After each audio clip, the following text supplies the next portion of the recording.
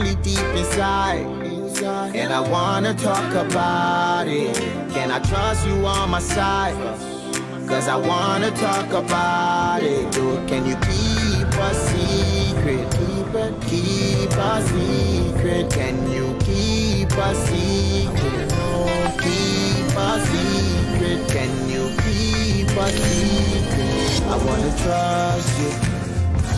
I wanna trust you. So can you keep my secret? You see this road gets tough, gets cold, but still never lose that hope. You got everything it takes and more. You're not alone in this war. Help is on the way every other day. You can lean on my shoulders, cause you are superhuman. You got my trust, and together we can be stronger. So we can talk about it. Yeah, we can talk about it, yeah. So we can talk about it, yeah, let's talk about it, yeah. I feel lonely deep inside, and I wanna talk about it. Can I trust you on my side? Cause I wanna talk about it. Dude, can you keep a secret? Keep a secret. Can you keep a secret? Keep a secret. Can you keep a secret? I wanna trust you. I wanna trust you. So can you keep my secret?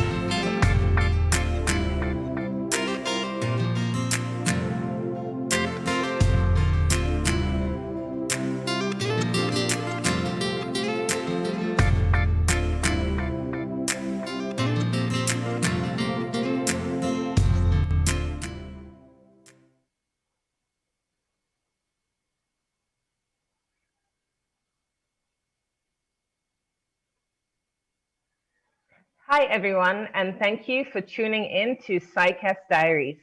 Can you keep a secret diaries? My name is Juanita Headley. I am a New York attorney and the founder and CEO of Changing Cases. You are listening to a set of discussions dealing with the issues of human trafficking, child abuse prevention, global challenges, and of course, knowing how to respond to the question, can you keep a secret?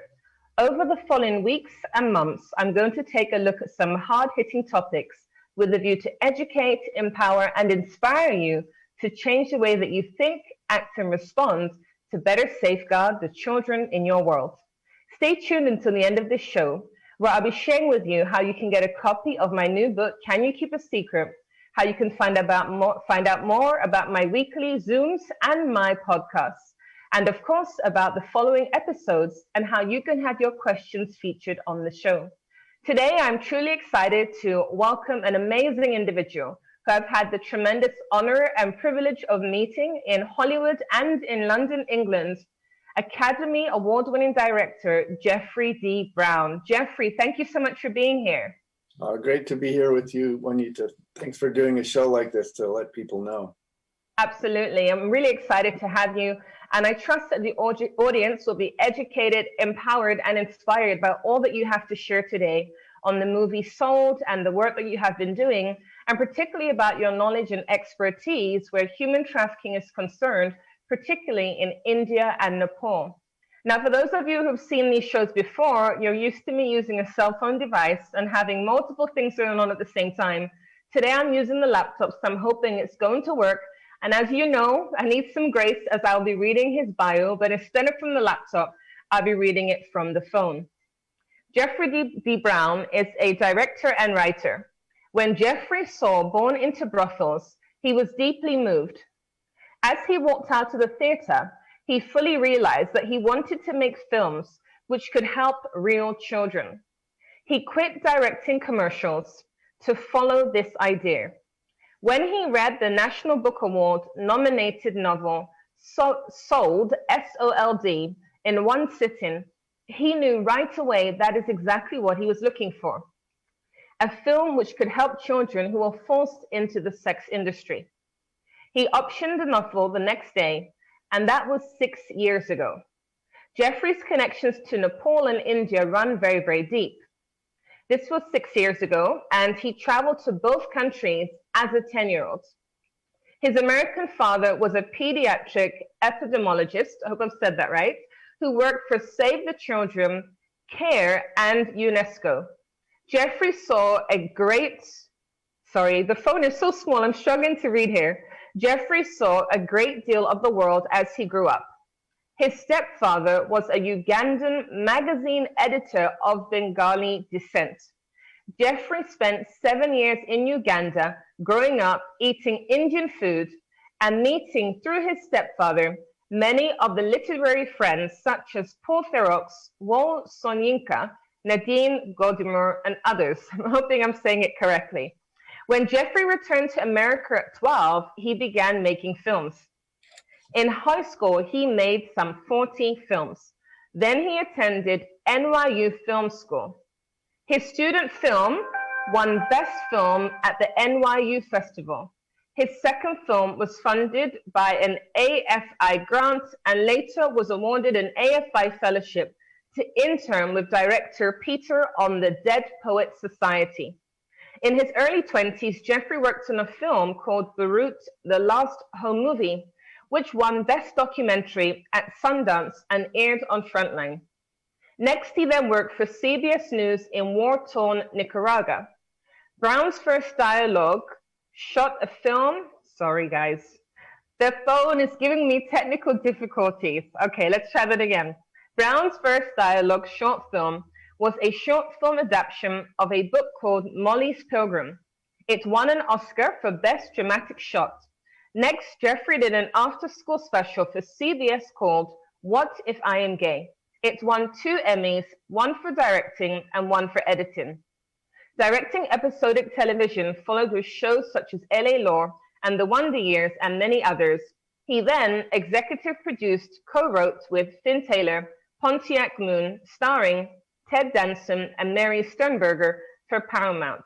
Next, the two of them did Dream with the Fishes, an indie which Brown co-produced, which premiered at Sundance and was distributed by Sony Classics.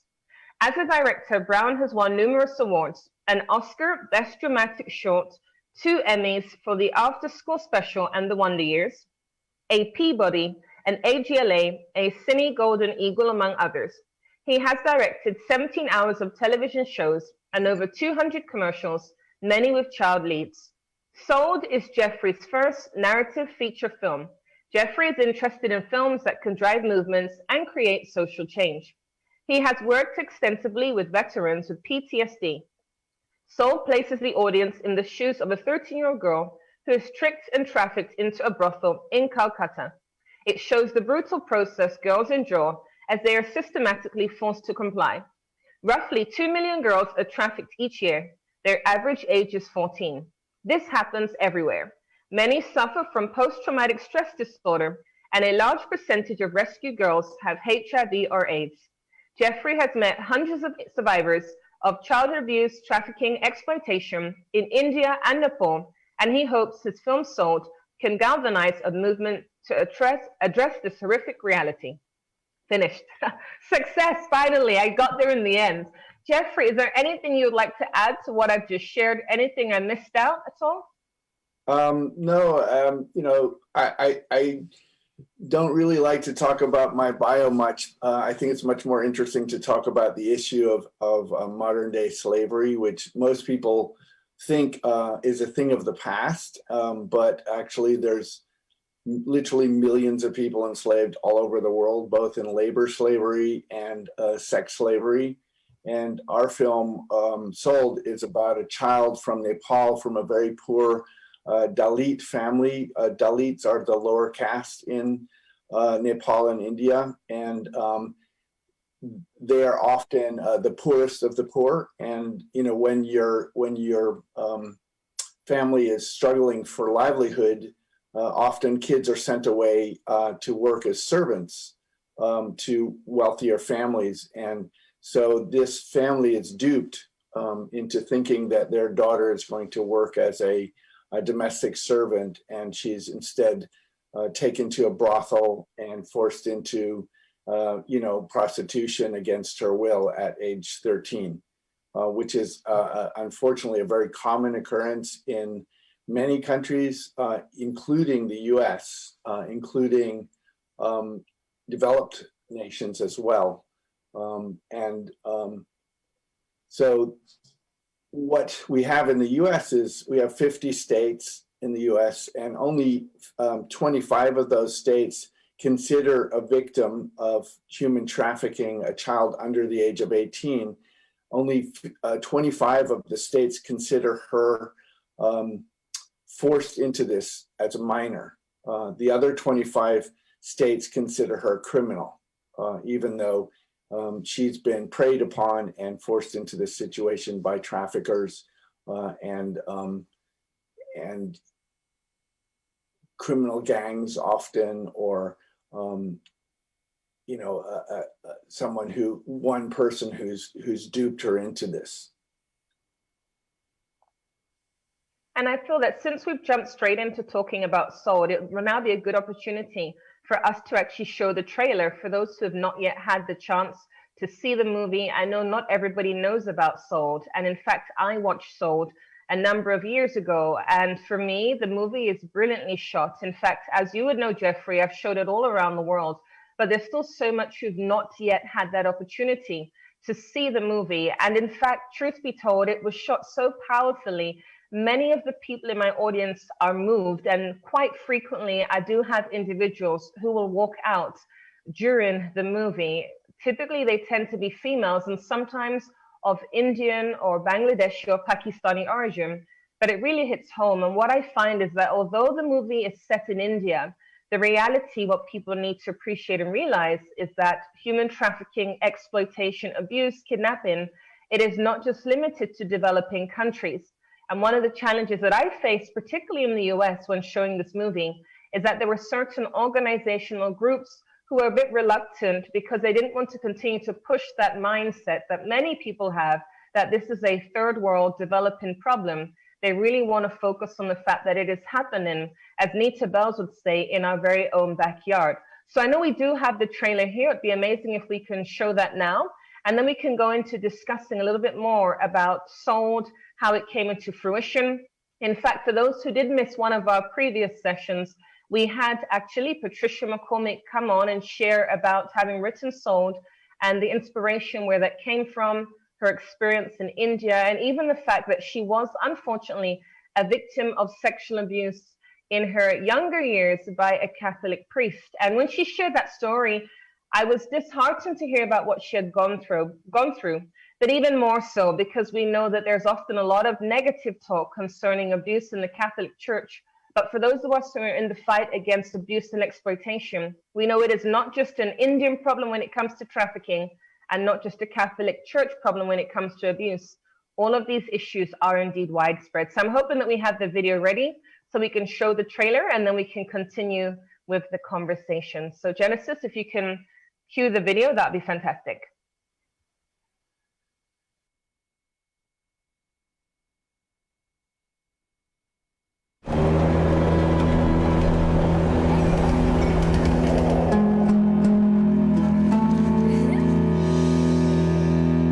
You'll do very well in the city.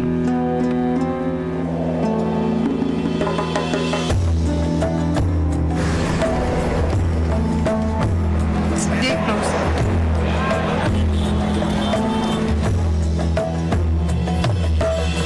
Welcome to Happiness House.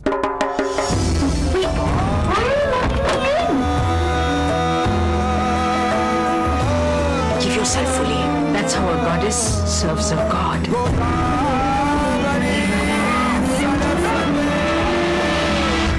From now on, sweetheart, you will do what men tell you and smile while you do it till all your debt is cleared.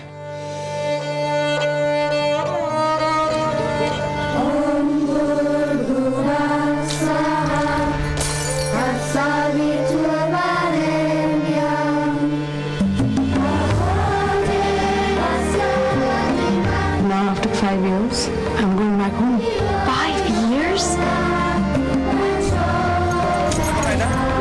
I just can't get it out of my head. When you raid this brothel, I want to be there.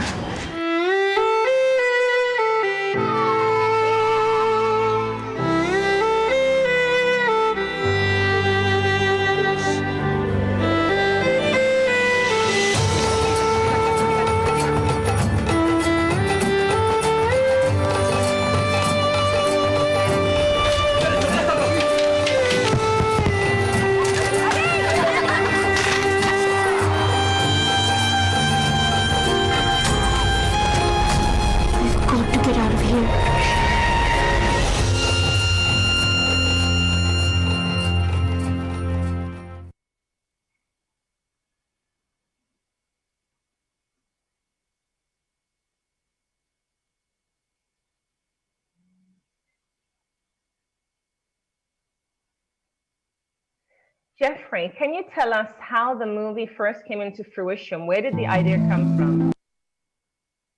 I was working with a friend of mine, Joseph Kwong, and he had I think it was like a 8-page outline for a story on human trafficking.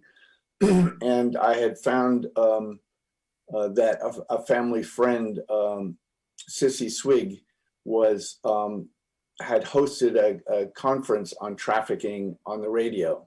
And so I introduced Joe and Sissy, and we all talked about starting to do a film on human trafficking.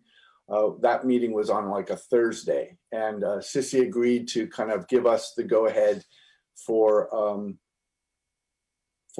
writing the screenplay, a small amount of money that would get the project rolling and get a script written. And on Sunday, the New York Times had an article about the movie Sold, not the movie, the book Sold by Patricia McCormick. And Joe's wife read that article and in the book review and forwarded it to Joe and I, and we read the book on Monday. And Monday night, I called Joe and I said, let's do this book. So then we met with Sissy Tuesday and basically optioned the book on Tuesday. And I just was so moved by the book. I thought it was so harrowing and beautifully written and inspiring. And, we really tried to kind of keep that personal tone of being in this girl's shoes and seeing the whole thing, taking this journey with her in her shoes. And I think that's why it can be particularly hard in the first, I'd say 15 minutes of the film. It's like you're going down this rabbit hole into darkness. And then once you get there, you start coming up again into the light. And literally, I talked about how we would do that with our whole team.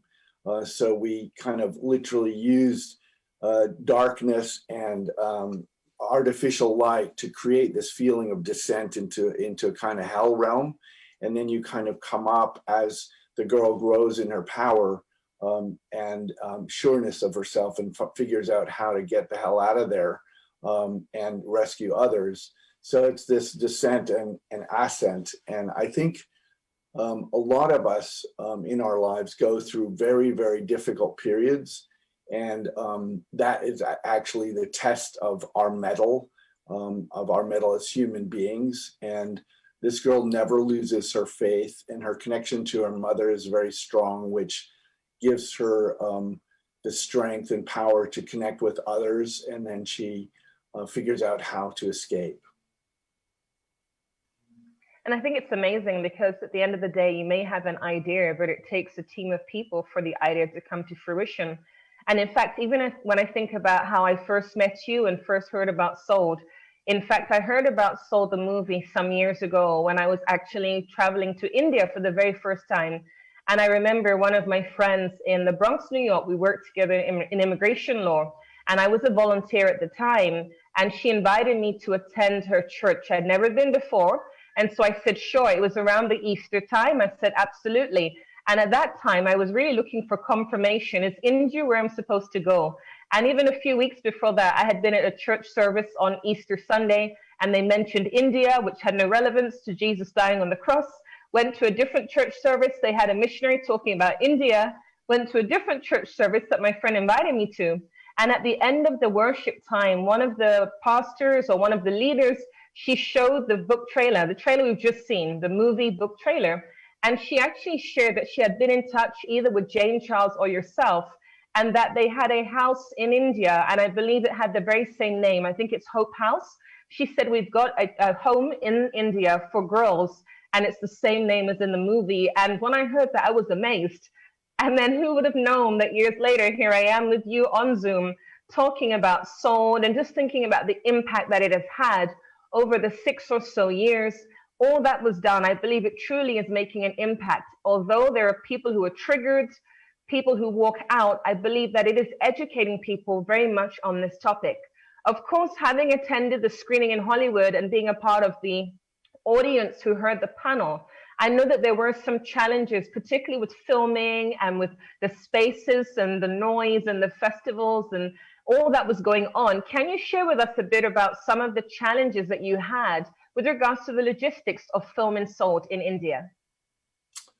Well, we did, first of all, we did a real survey of where the location was a character in the film as far as I was concerned. And we looked for that location all over Mumbai. And then we went, we weren't sure we were going to get permission to film in India. So we went to Sri Lanka and scouted there. But then I got these photos of this place in Calcutta, which is actually where Patricia McCormick had set her novel. And I saw these locations and I was like, that's perfect, that's it. And so I flew back to Calcutta and went to look at this location, and it was indeed perfect. And previous to that, we had done like a day shoot of a trailer, which we used to help us raise the funds before we actually shot the film. Not the trailer you just saw, but one that we kind of put together very quickly with a young actress who didn't end up playing Lakshmi in the film. And when we did that, we also surveyed Sonagachi. Sonagachi is the largest red light district in India, and it's in Calcutta. And we used, we took our entire crew through Sonagachi a number of times, particularly our brilliant sort of costume and set designer, and she really got how to portray what we were seeing very deeply, and so everything we did had a tremendous amount of research. We brought our actors to meet survivors of sex trafficking. We brought our madam to meet someone who actually was a politician, but had a number of brothels secretly. And so they never talked about brothels, but she got a sense of who this person was by meeting her and talking to her.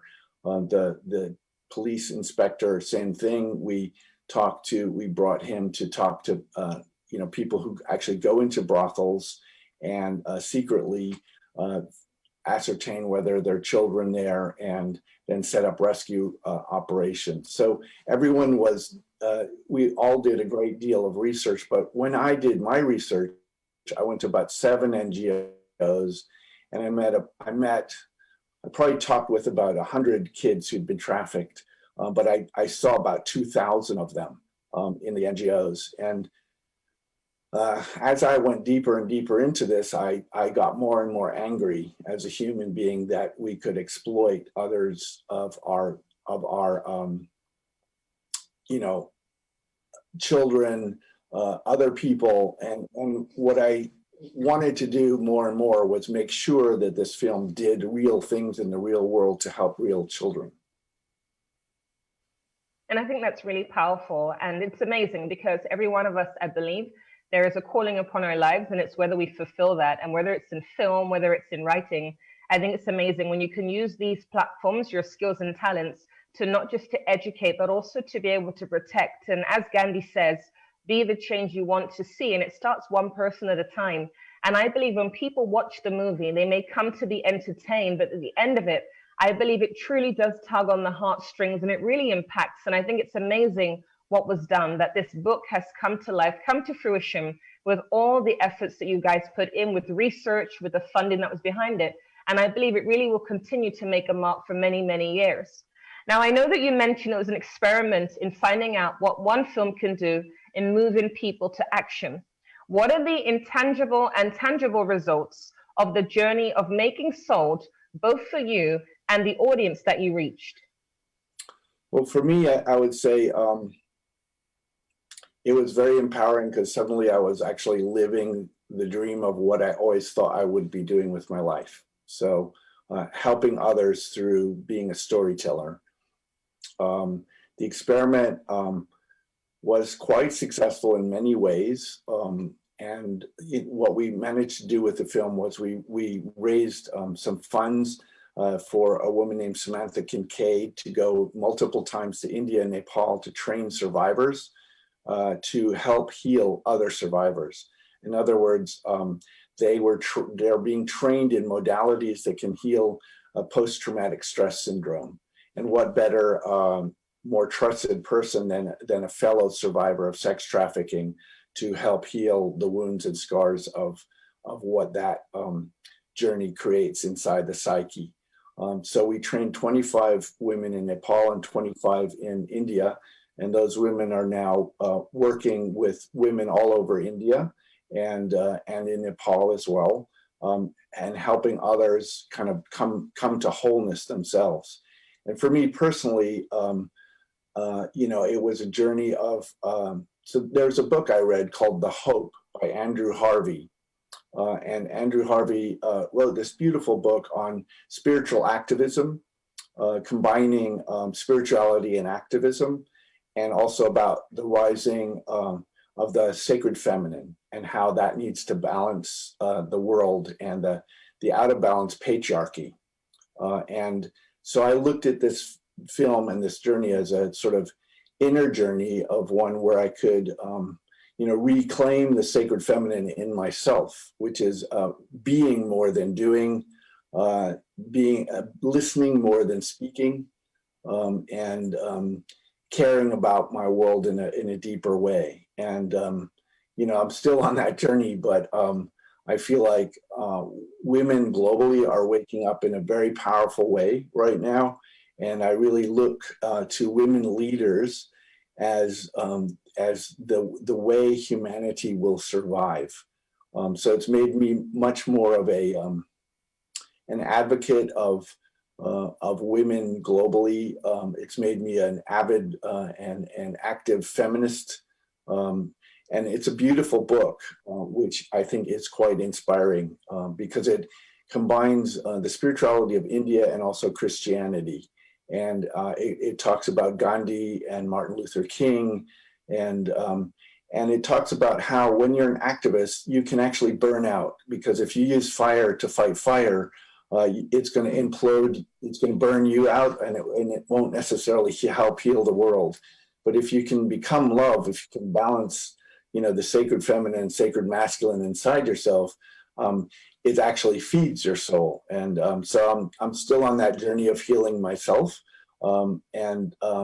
But I feel like Sold was a great catalyst for my growth. And I think a lot of other people, in terms of intangibles, many people were moved by the film to actually go into careers to work with people who've been trafficked or to help change laws. There's so much more that needs to be done globally and in the US as well. I mean, we need to change our laws and really protect children in a much more formal way. And even as you were just mentioning there about people who were inspired by your movie, it makes me think about one of the articles I read online about girls who were victims of trafficking who are going on to pursue a career in law. And the fact of the matter is that there are people who maybe have not necessarily been trafficked or abused, but they're moved into action. And like you're saying, it's more about listening and doing than listening and doing nothing. And again, I'm just thinking of Gandhi. It's about starting with you. We want change to happen. And far too often we put the responsibility on somebody else to do those things when we haven't looked inside ourselves to see what capacity do I have to make the change one person at a time. Because when we have a voice, we've got to speak out. And it's so cliche to talk about being a voice for the voiceless, but it is more than that. It's about being active, being productive. And instead of being reactive, being proactive, protection, prevention, so that we don't have girls and boys coming into safe houses because of exploitation, but that we can reach out to them before that even becomes a possibility or a reality. And from what you were sharing there, you mentioned about being a feminist and about healing.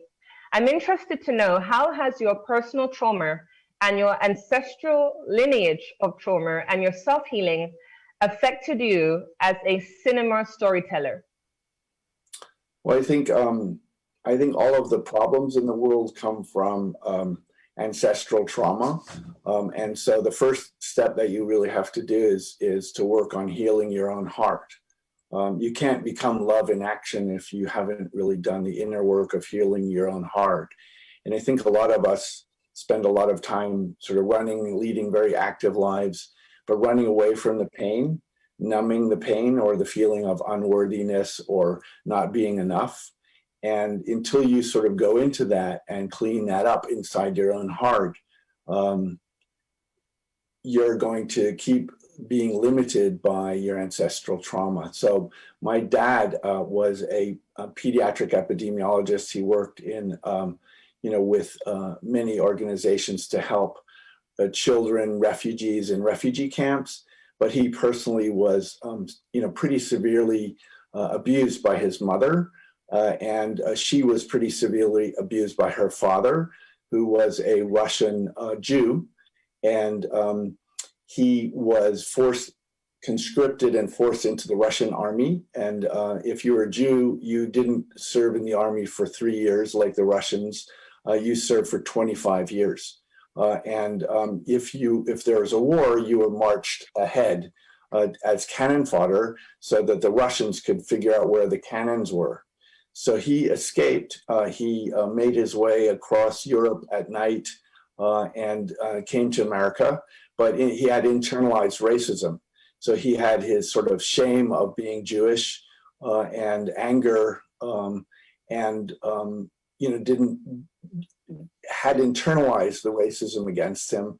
And that kind of got handed down through my father's lineage. On my mother's side, my grandfather was a very famous basketball coach and player, Joe Lapchick. He integrated the NBA. He got the first African-American player into the NBA, Nate Sweetwater. It took him about 2 years to convince the other 10 coaches of the NBA at the time. And there was a lot of racism whenever Nate was played. Often they had to put nets around the whole team so that people couldn't throw things onto the court. This was in the like 50s, I guess. So there was a lot more overt racism, but of course Trump has now really shown us once again that racism is part and parcel of what we need to heal in this country. But on that side, on my mother's side, her brothers were sort of adored before her, and her education wasn't considered important. And so she grew up having to really fight for her own rights. And she created a gallery in Uganda, which still exists, the Nomo Art Gallery. And she ran an art school called Skowhegan Art School, in which she created scholarships for African-American artists. So a lot of those African-American artists are now, major artists and with shows in museums all over the country. So I come from a long line of sort of activist advocators. My uncle, my mother's brother, is called the Conscience of Sport. Richard Lapchick is his name, and he's quantified pay scale differences between white athletes and athletes of color, women athletes and male athletes. And he's been, very active in the world of sport for his entire career. So it's always about just social justice. A lot of my family is about that, but it comes from having been at the brunt of social injustice as well. So transforming that pain and maybe internalize unworthiness and not being enough into kind of action and working for a better world. From all that you've shared, I'm curious to know, is this one of the reasons or one of the motivations behind you going into film? Because of course it's about storytelling and being able to depict things on the screen. Would you say that your background and all that you've shared somehow led you to go into pursuing this particular career? So when I was in high school, I signed up for a still photography course. I was very into photography, and the computer made an error and put me in a filmmaking course, and I loved it. And I was a sculptor as well. I used to make sculptures, and I started selling my sculptures to finance my films in high school. And in high school, I made about 60 films from the age of 12 to 17 when I graduated. And I just realized that as a sculptor, you're kind of alone with a piece of wood or stone in the studio. And as a filmmaker, it's really a team effort. And you get to go all over the world and explore all these different worlds, because there are so many worlds within our world. And that just seemed like a really exciting way to live a life. And it has been, I've been to war zones. I've followed cops at night in Brooklyn. I've done all these documentaries, as well as, had all these life experiences that have really enriched me and showed me a great deal more than I would have seen without having chosen a career like that. And I was just thinking that sounds very exciting, because you mentioned about a team and having traveled the world, which you maybe would not have done if you were just sculpting by yourself. Will you share with us some of the challenges that you have experienced in media? Maybe there have been times when a person or persons don't necessarily agree with your idea, or maybe there was discrimination or prejudice. What sort of challenges have you personally encountered in your work? Well, specifically on Sold, we had an amazing team, which we handpicked. We picked most of our department heads in Mumbai, and then we brought them to Calcutta. And Calcutta is a different world than Mumbai. Different languages are spoken there. There's a different culture there, the gelling of the teams working together was a bit tricky at times. The style with which they worked,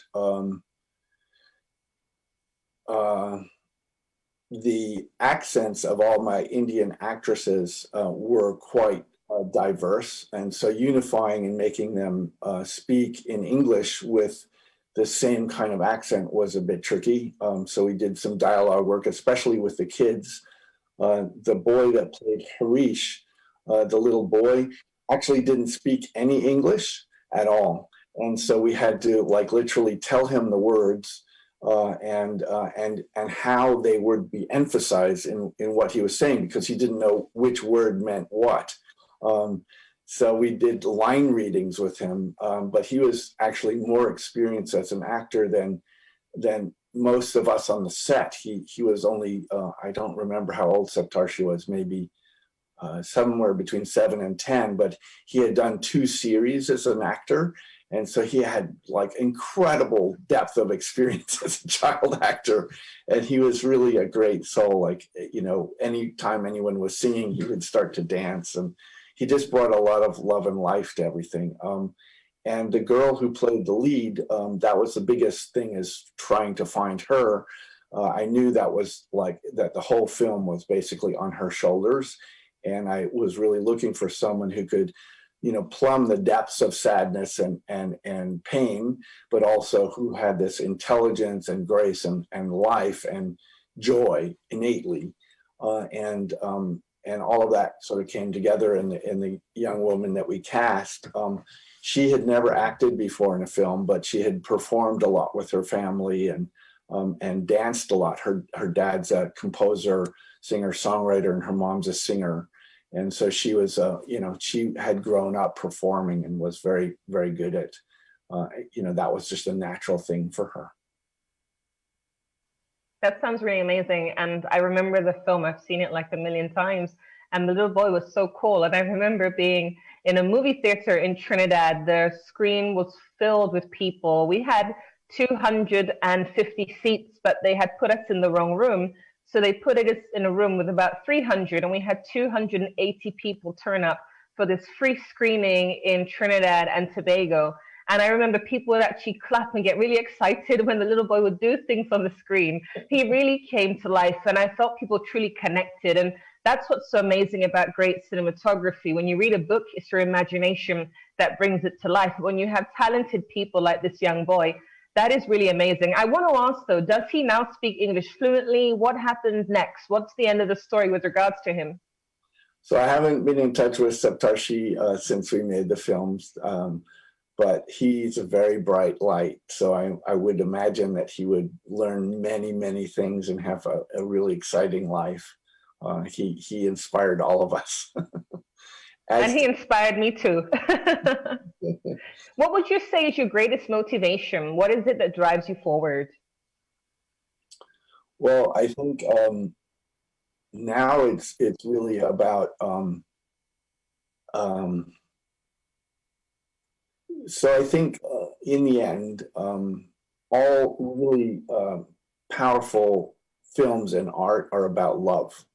And I sort of, my personal belief is that we're here on this planet Earth to learn to receive love and learn to give love to each other and to build community together. And so I am constantly sort of looking for ways of making films that bring us to a better ability to love both ourselves and others.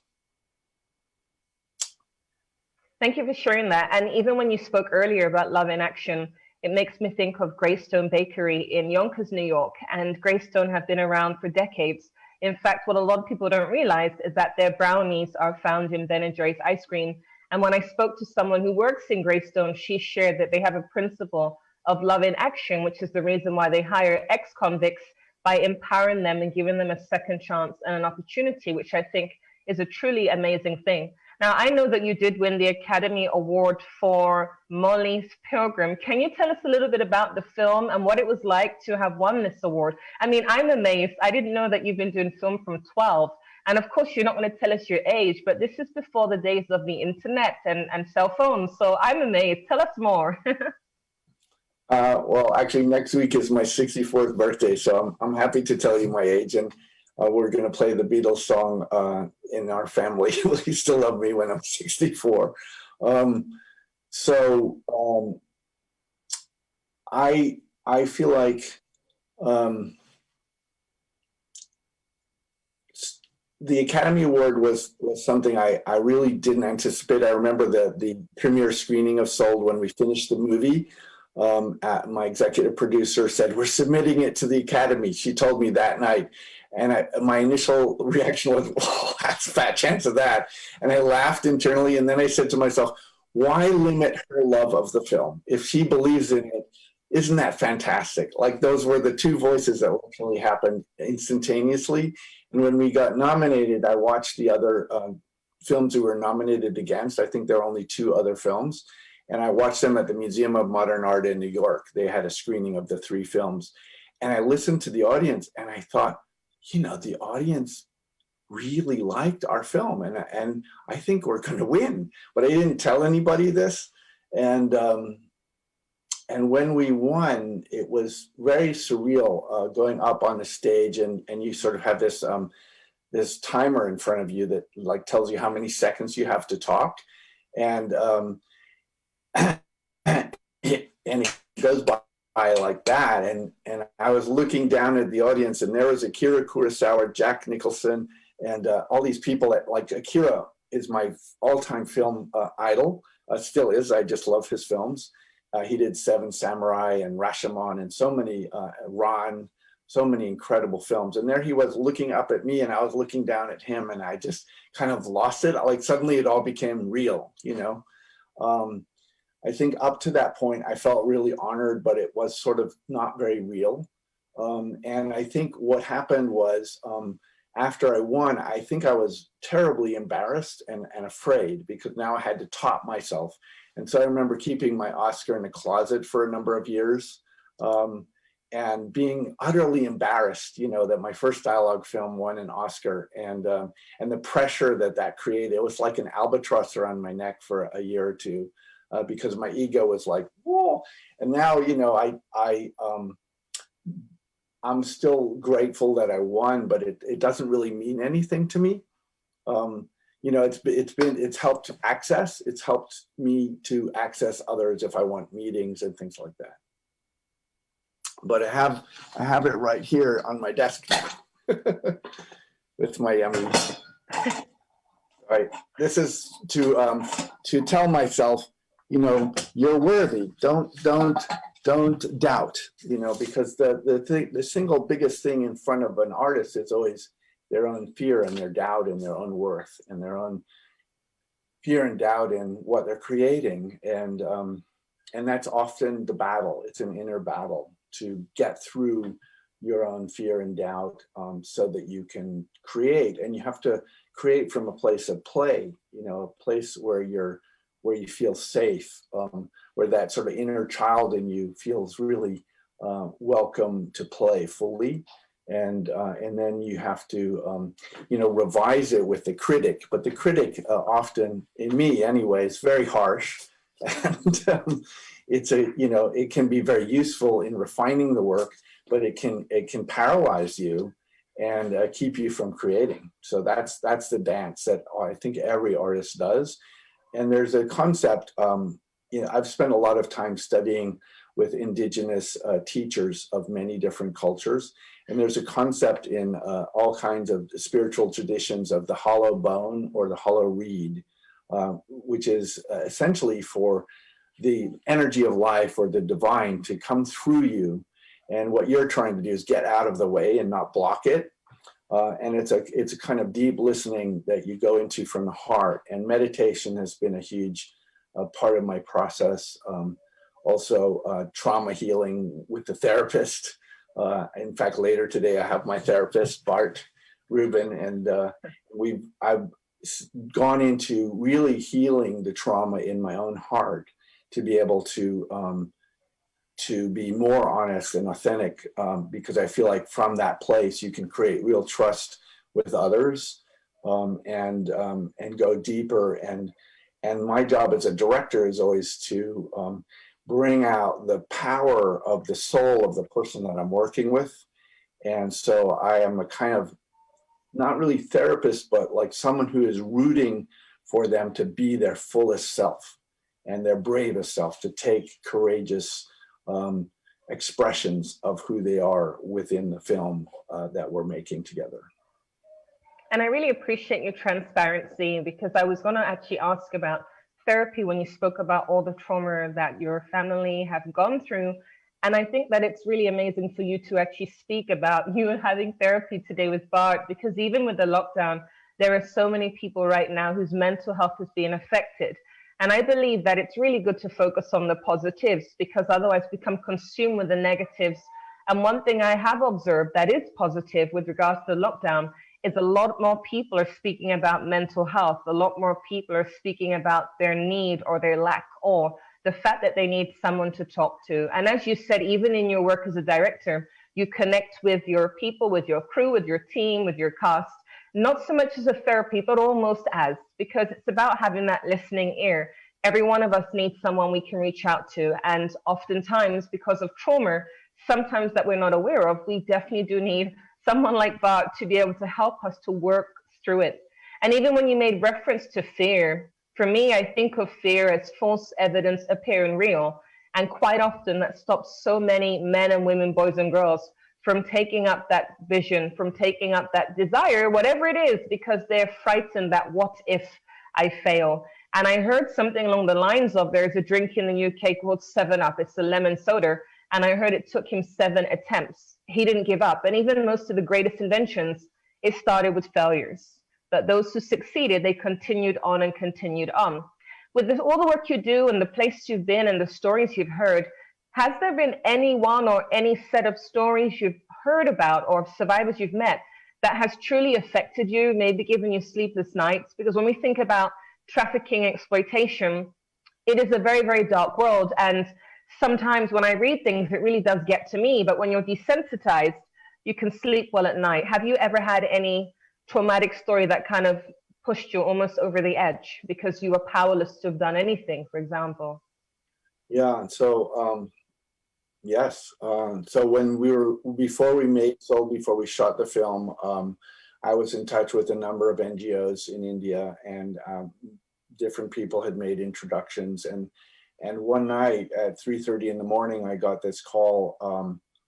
There was a woman in northern India who ran an NGO, and the gangs had come in with a truck and a truck full of rice sacks, and they had retaken the kids that had been rescued. They took 10 of her kids. She had, I think, 13 kids, and they took 10 of them from her at gunpoint and hid them in this truck and put the rice over them and then drove away. And there was literally, like, she didn't know where they were. There was nothing that I could do. And it just felt just horrific, that here are these kids rescued from brothels, and then they were retaken back by the traffickers, and that was maybe 3 or 4 really hard days and nights after that. And I remember reading some. There was a report on trafficking in India called Zero Traffic, and it quantified how many people were sexually enslaved in India, and I just remember being really angry for several weeks. Like there's like nothing I could do with my rage. It was a form of like I just felt powerless because it was much bigger than I had thought. I thought it was a couple million people. Well, it turns out it was much more than that, and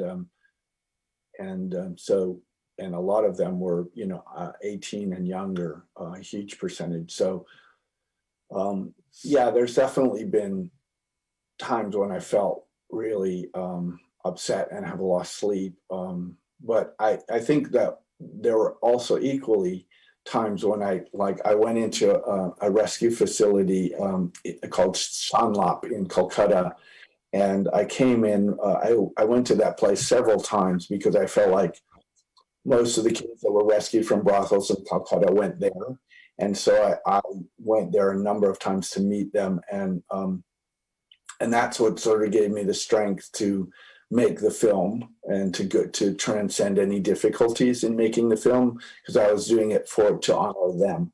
And I remember one day coming in, and there's like a little kind of tiny door, and you have to duck down to get through. It's this metal door, and there's a very old guy with a very, very old rifle who's the guard. And then you walk past this, it's a sort of a metal cage, and then the rest of the NGO sort of unfolds where everyone lives and such. And that metal cage is in front of a small house, and that's where the kids who are first rescued stay at night so that they don't run away. And I remember seeing this girl who had been rescued about half an hour before, and this older girl who was talking to her and giving her clothes. And I didn't speak the language that they were speaking to each other, but I recognized a few words. One of them was Didi. Didi means sister. And I asked the woman who was my guide in the NGO, what is she saying to her? And she said, I'm your sister, and I'm going to look out for you. And these are some clothes that I have, but you can wear them. And she was taking this younger girl under her wing. And it was like, I often thought of that, like how powerful that was, that here's this kid who basically didn't have anything, and she was taking on being an older sister to this younger girl who had just come in as a human being just to help her of her own volition. Like it was that is what humans are capable of.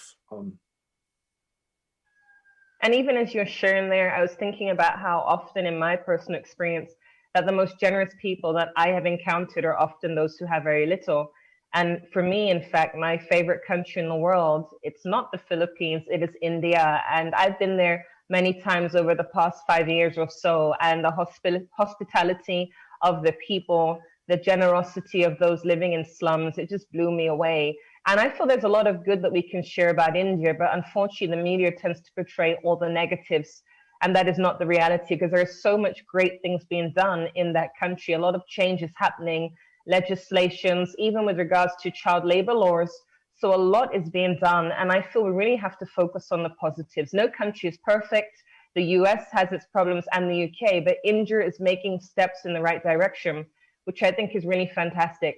Now, I know earlier on you were mentioning about racism and how it's at the root of slavery. Can you speak to us about that? And can you talk about how it ripples through the slave trade internationally? Yeah, so I think this is often not discussed or talked about in the issue of slavery. Even really well-informed advocates who have dedicated their lives to addressing slavery don't always address this sort of fundamental underlying aspect of slavery, which is systemic racism. So just as an example, historically in India, the British ruled India as a colony for about 300 years.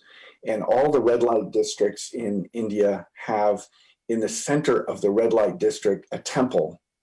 And I remember the first time I went to a red light district in Mumbai, and there were all these people praying on the ground at a temple. And I was like, how is it that in a red light district there's a temple? How is this possible? What's going on here? And so I started researching it. And historically what happened was the English made a law against devadesis. Devadesis were highly trained temple priestesses who were given by their families to the temple. So if you had a poor family and you couldn't feed all the mouths, a daughter might be given to the temple to train as a priestess. So she was trained in the arts of poetry, dance, healing arts, and she was essentially married, consecrated to the god of that temple. And she was a goddess. She was revered as a goddess. And so at weddings, the devadesis were always invited to bless the union of the couples. The English made the practice of devadesis illegal. So suddenly all these young women were expelled from the temples, and they became the first prostitutes who were serving the English troops. And so historically, that's where it started, with this colonialism and this exploitation of India by UK.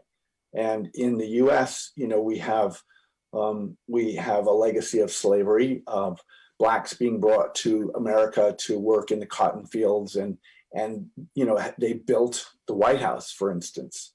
You know, there's such a deep history of both the decimation of the indigenous tribes here and the exploitation of the African Americans who were brought from Africa as slaves.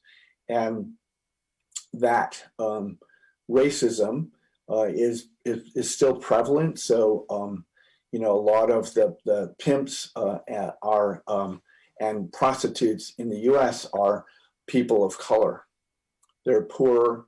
They have an internalized racism that has been handed down through generations, through the trauma of racism, and at the same time, there's this culture that has flourished, that's been made America great, you know, which is this music from that came originally from Africa that then became part of soul and gospel, and you know, so it's like all this light and all this darkness, it kind of interwoven, you know. So I feel like what we have to do is heal systemic racism, both in ourselves and in our societies globally, because ultimately look at this, the pandemic of coronavirus, it's a global pandemic. It's the same thing with racism, exploitation, and slavery. It's a global pandemic. And it affects millions and millions of people, but we're all in this together. If we don't kind of collectivize and address this together, we won't accomplish as much. And what you've shared there, it's a lot of information. And even when we think about it, it's the reality. And even when we talk about trafficking, quite often what people believe is that the vulnerability is poverty. But what you've shared there, it is not just poverty, but if you were, for example, of an ethnic minority, that can make you vulnerable. In places like India, if you were a girl, that can make you vulnerable when we think about child brides. And so it's really about letting people understand that when it comes to human trafficking, it is not just a poverty thing, because as I'm sure you're well aware, there are plenty of victims of trafficking in the US who are not immigrants and who are not impoverished, but it is because of the vulnerability. When you think about human trafficking and your experience and exposure in India, Nepal, the US, what would you say needs to be done to bring an end to slavery and exploitation? It's such a complex issue. I don't think it's one that can be simply solved. I think that we need to dedicate a lot more resources to healing the children and women and boys who are forced into slavery, whether it's sex slavery or labor slavery, because they, when they become advocates and activists to address it, they're the most powerful. I feel like, you know, often they're identified as victims, but there's a journey from victimhood to empowered advocate and leader that could be much more prevalent if there was a lot more support for the psychological well-being of and recovery of these people. And as you were just sharing there, I'm thinking about a story of a girl who had been rescued from a brothel or a prostitution house in Cambodia. And there was a documentary called Nefarious. And even earlier when you shared about how you heard of this case of the person and how it really affected you and gave you sleepless nights, and about the girl in the cage. And as I was listening to you, it made me think of the story, because for me, as I said earlier, I've become desensitized. And so I hear about this stuff and I sleep at night. But this particular story, it really, really affected me. And that was because the young girl, when she was rescued, her night clothes still had blood on it. And they showed us a picture of the night clothes, and she was under 7. And even, I believe it was the same documentary, another one, where they spoke about visiting a brothel or a prostitution house and seeing a young girl and having to leave, and how difficult it is when you've got to leave because the police need to continue to investigate. And so much needs to be done. And it's really about tackling the whole supply and demand. A lot of people feel that legalizing prostitution is the way forward. But from the study and research I've done, it actually increases the human trafficking in places like Germany. And so a person who is trafficked gets taken, for example, to Germany, where prostitution is indeed legal. Now, in the US, I know that there's this very much naming and shaming culture, and there's sometimes vigilantes. What's your views on naming and shaming? And do you think that's effective? And would it be effective in a place like India or Nepal? You're talking about naming and shaming the perpetrators, the men who go to prostitutes. I think that can certainly curtail the men doing this, but I think so. There in the U.S. there have been things called John schools, so someone who is a buyer of sex can be court mandated to go to a John school, in which they have to kind of like do some psychological soul searching, ideally, and they're confronted by women who were sexually exploited by their pimps or by gangs, and so they get an understanding that this was not this woman's choice, that this happened because they were forced into it, their families were threatened, and the pimp or gang knew where they lived, so they really they were exploited and coerced. And so I think there can be very powerful John school experiences that can reform perpetrators. I think that when men buy sex with particularly underage girls, but anytime men buy sex, they're buying a sense of power back, and they're often men who feel powerless in some way, and it's a sort of trade-off of it's like a facsimile of love and connection, but it's actually they're trading their egoic lack of power for a sense of power. And so, and I think this is true also for pimps. They've done portraits of pimps, like psychological portrait studies of pimps, and they're often men who have been sexually exploited or violated as younger men, violently so. And so they need to do their own healing. And there have been a number of pimps who have become incredible advocates and allies to police in bringing girls off the streets when they've done their own healing work. So I really believe in one-on-one counseling, group therapy, and really bringing perpetrators into their own healing process to help them become more human in themselves. I mean, not everyone I think can be redeemed, but I think if there was a deeper effort in that respect, it would be a much better situation. I think in Europe, there are many countries that when someone is sent to jail, they're actually sent into deep therapy with themselves and a therapist, and then in group therapy with others in the jail, and the recidivism rate is way, way lower than in the US. And the US, again, now slavery, we have slavery in our prison system. We have the largest prison system in the world right now, I think. And it's a multi-billion-dollar industry in which people make license plates and furniture for near nothing a day. They get paid a couple dollars a day. And it's a new form of Jim Crow, a new form of slavery, which we have systemically still. So I think we have a long way to go as human beings. But I think Trump being such a sort of shadow king has really brought out the Me Too movement and Black Lives Matter movement.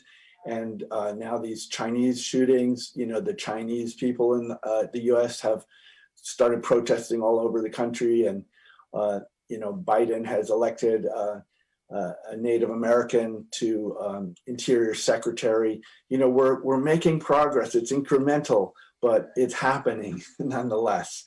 And I think the vast majority of people are caring people and do want to become better people.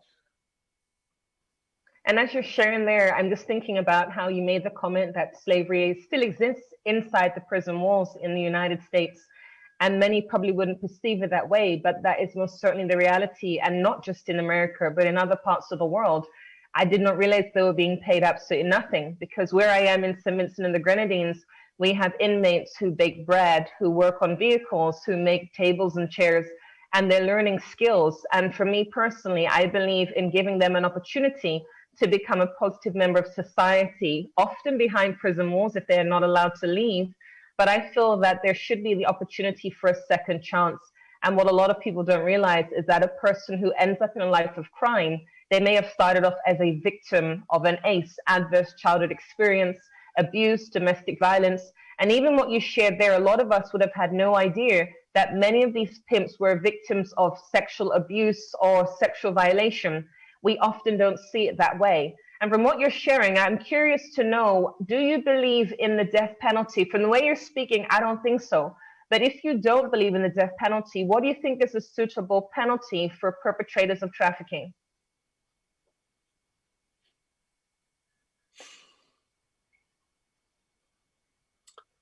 Yeah, I'm a storyteller and a filmmaker, and I do believe that potentially anyone has the ability to heal themselves.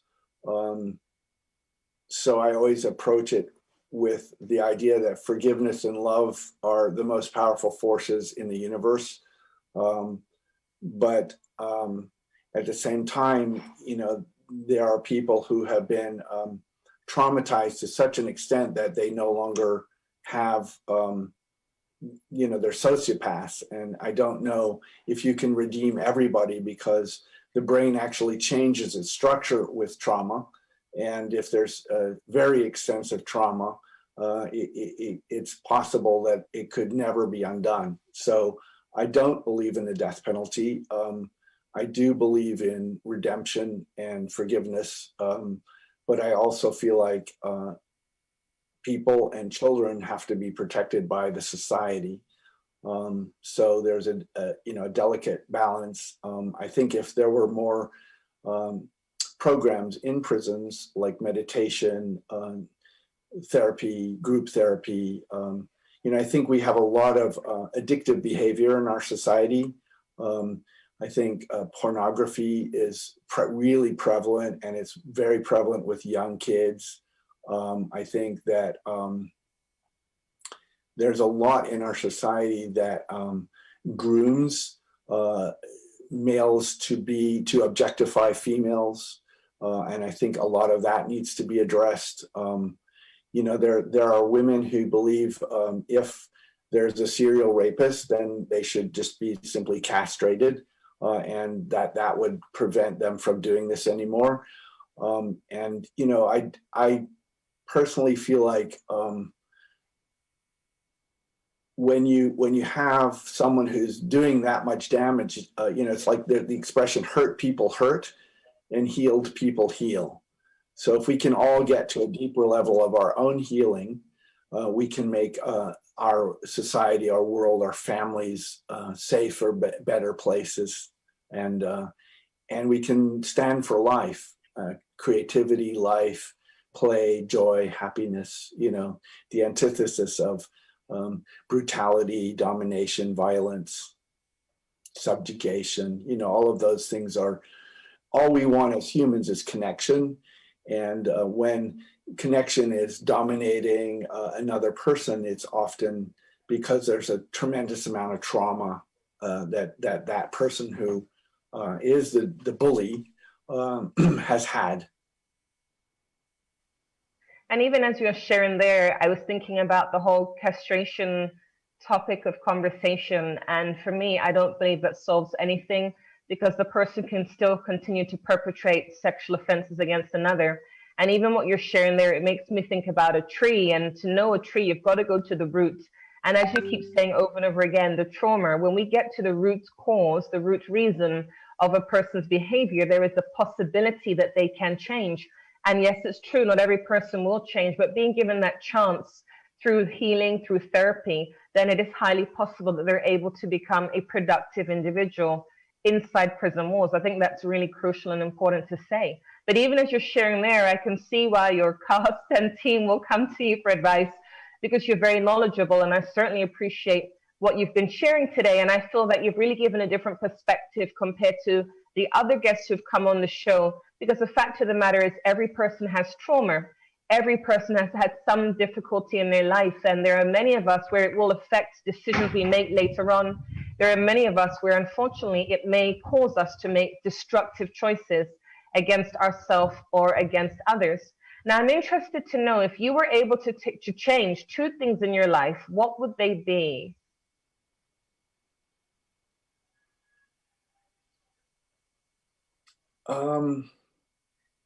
Well, I've wished that I had listened more.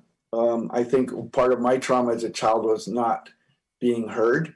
Good children should be seen, not heard. And so for a long time, I think I always was worried about being heard and talked over others. I'd like to listen more going forward. I think that's really what I'm working on, is a deeper level of listening. And I feel like just compassionate, non-judgmental listening is one of the most powerful things we can offer another. Just a presence, a loving presence, and a non-judgmental presence where you're just listening, and that person will find their own inner guidance through talking to you. Martin Luther King said, "You can't fight darkness with darkness. You can't fight fire with fire. You have to bring light into the darkness." But the journey is doing that for yourself first. I am getting better at listening. It's a slow process. It's work, And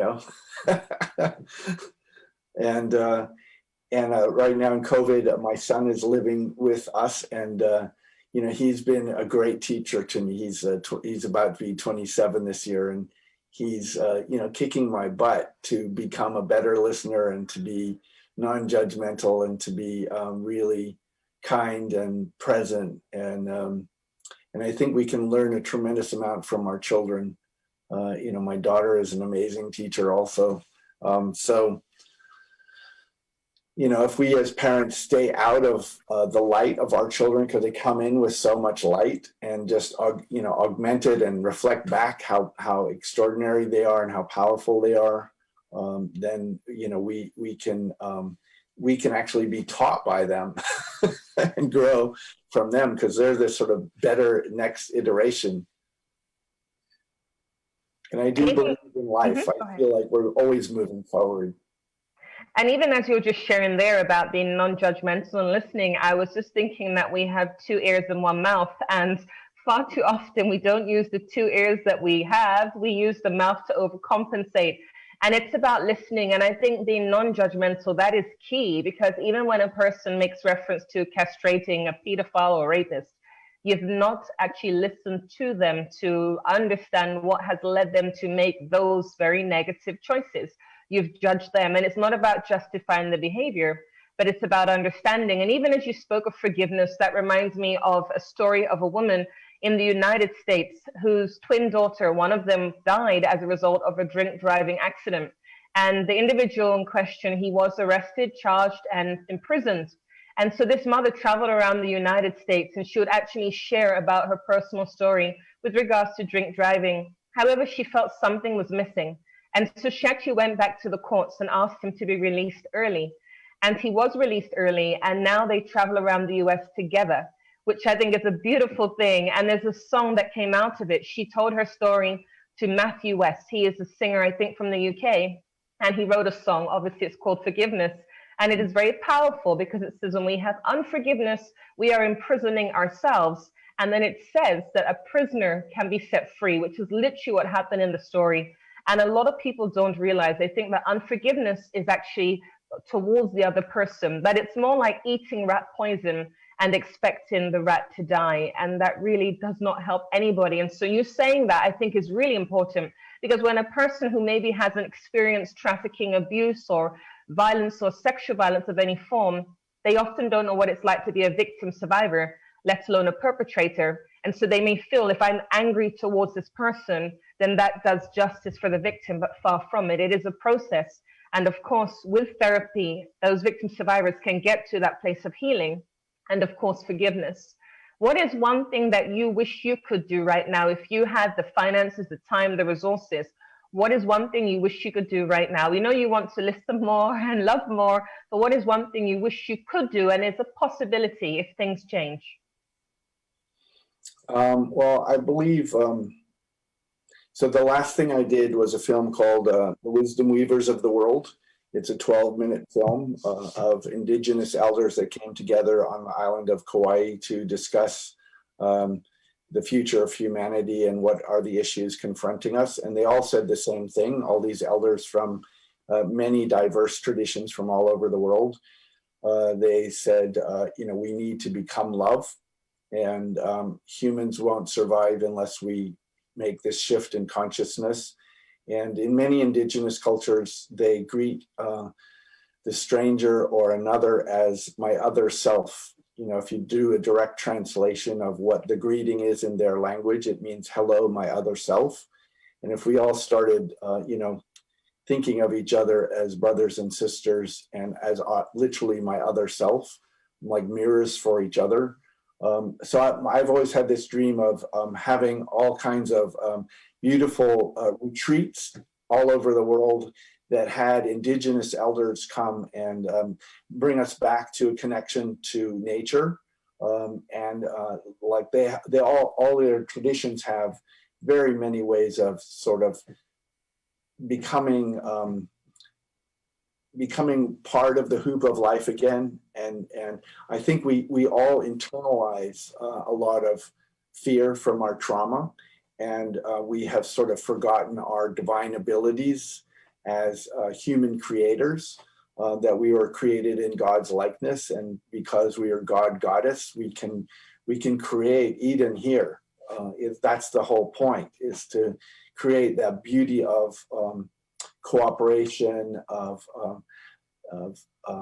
really listening to each other. In indigenous cultures, decisions were made in a circle, and the democratic process was not voting by majority, but there was never, they would just keep talking until a consensus was formed and no one was excluded. So there was no majority over a minority making a decision, because they knew that if there was like a minority that wasn't heard in the tribe, that it would be trouble down the road. So everything had to be talked through, and that does take a great deal of time and patience. and everyone has to have the courage to speak up and say what they feel and know what they feel. And so I think creating places in the world where we can come together and learn from each other, and particularly, spiritual leaders, because a lot of the spiritual leaders have plumbed depths in their own souls and they have a lot of gifts to give others. What can you do to continue to be a voice for human trafficking prevention, considering all that you've shared today and your dreams and visions? Some of them will hopefully come to fruition. What can you do to continue to be a voice? I think slavery is actually, I think we're all enslaved. I think we're all enslaved by our fear. I think we're all enslaved by the patriarchal monocles of the dominant culture. We think that if we have a lot of money or become famous, we'll be happy. But actually, we'll be happy only in deeper connection with a lot of others who we love. I think that with Sold, I failed. Like we actually did a PG-13 version, and we dubbed it in Nepali and Hindi, and we didn't get that out to India and Nepal. And that's something I think I still very much need to do, is figure out a way to get the film more widely seen in India.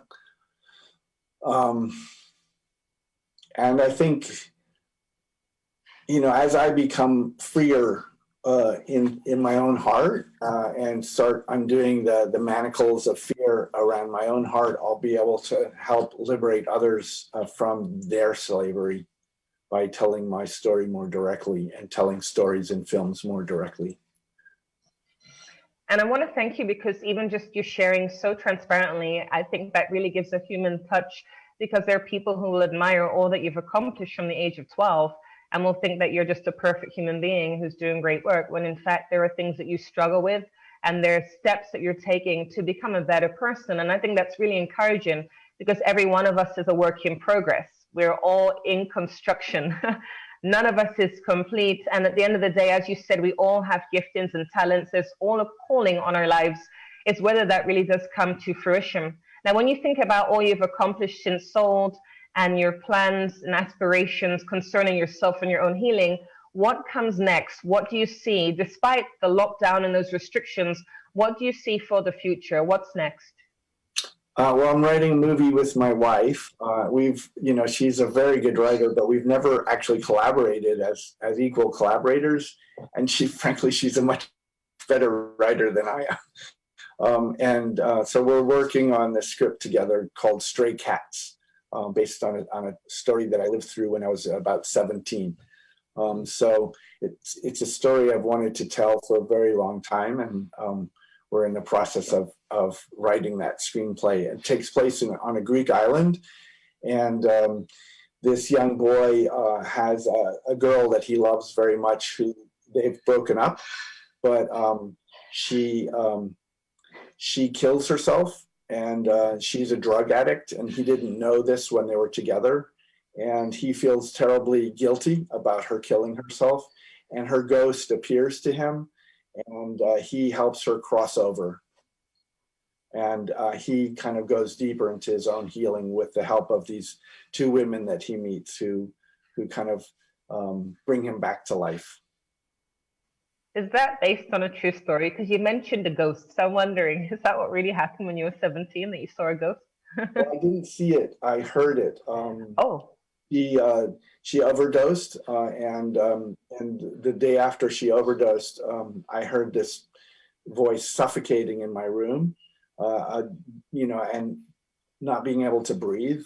And then the night after that, it was terrifying. And then the night after that, her brother heard the same thing, and we talked for about 4 hours because he was totally freaked out about it.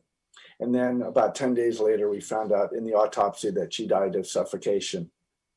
Oh, wow. So, it was sort of like, either I'm crazy or this is really happening. And I had to sort of go with, I think this is really happening. And that led me to do a lot of my spiritual inner work. Wow. And when will that movie be released, if I can even use such a term, since it's just the beginning stages? Well, with COVID, it's hard to know anything, but let's say sometime either end of next year or the year after. That's what. So that's exciting. That's exciting. So you have to keep us posted. Now, do you have any last words for those who are listening in? Anything you'd like to share? Contact information? Any words of inspiration? Maybe someone who dreams and aspires to follow in your footsteps in storytelling? Always listen to that little quiet voice in you that is creative, and don't listen to the doubt. Don't listen to the fear.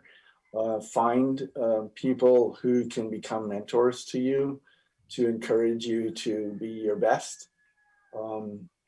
Stick with people that you admire a great deal, and realize that all of us are battling what I call the predator energy. The predator is it's sort of like a lion that will get you in its mouth if you're separated from the herd. So if you're tired, sick, angry, ashamed, sad, energetically depleted, the lion will get you in its mouth. And so the idea is stick to the herd. So if you're feeling depressed, call someone and help them. Or if you can't call someone and help them, then ask for help, because we're all in this together. And there's a real power in opening to love and being love and letting love come through you. Thank you. And even as you're sharing so much about love, I'm thinking the theme from what you're explaining is that it's not so much about loving your brother, but loving your neighbor, because your neighbor is not someone you're related to by blood, and your neighbor is absolutely everybody, whether that's Nepal or India or right across the road. I'm really, really grateful for having you. So honored. It's just amazing. And you've really empowered me and educated me so much, particularly on the trauma, because there's so many of us. I did survive sexual abuse in my childhood, and unfortunately, the therapy never worked. And I haven't given up hope. I believe therapy has a purpose, but you need to find someone that you can truly connect with, a therapist that's going to enable you to get through the process of the healing journey. I want to encourage those listening in too, that if they have been through an ACE, an adverse childhood experience, sexual abuse, any type of abuse, domestic violence, therapy is definitely something I would advocate to get you on the journey, but it is a process. So I want to thank you so much, Jeffery. It really has been amazing. I know that those listening in have been educated, empowered, and inspired. And I have to say it again, India is a beautiful country. You've got to go and visit. Don't listen to the bad news, the bad press. You guys have got to go and visit India and watch Soul the movie and read the book. So thank you so much, Jeffery. It's been truly amazing. Thank you for being here. Thank you, Anita. Great to talk with you. You're welcome. And for those of you, thank you so much for tuning in to Psychest Diaries. I trust the information has been useful to you. I believe we all need knowledge and education so that we're able to better safeguard the children in our world. For you to get a copy of my new book, Can You Keep a Secret? You can find it on Amazon Kindle for pre-order. You can also reach out to me if you'd like a hard copy, as you can see directly behind me. For my Zoom on Thursday, my podcast, please reach out to me. My website is changingcases.org. That's changing, CASES.org. We all need knowledge and education to better safeguard the children in our world. Tune in next week, Monday, for another episode of Psychest Diaries.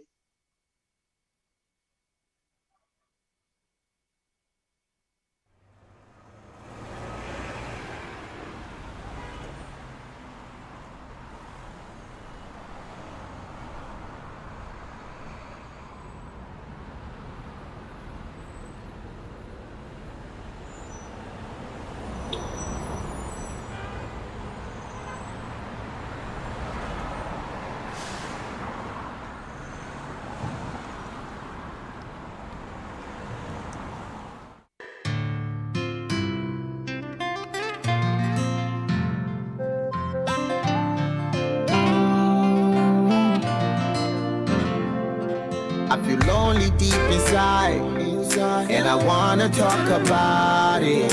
Can I trust you on my side? Cause I wanna talk about it.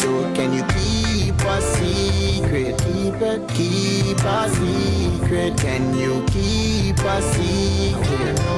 Keep keep a secret? Can you keep a secret? I wanna trust you. I wanna trust you. So can you keep my secret? You see this road gets tough, gets cold, but still never lose that hope. You got everything it takes and more. You're not alone in this war.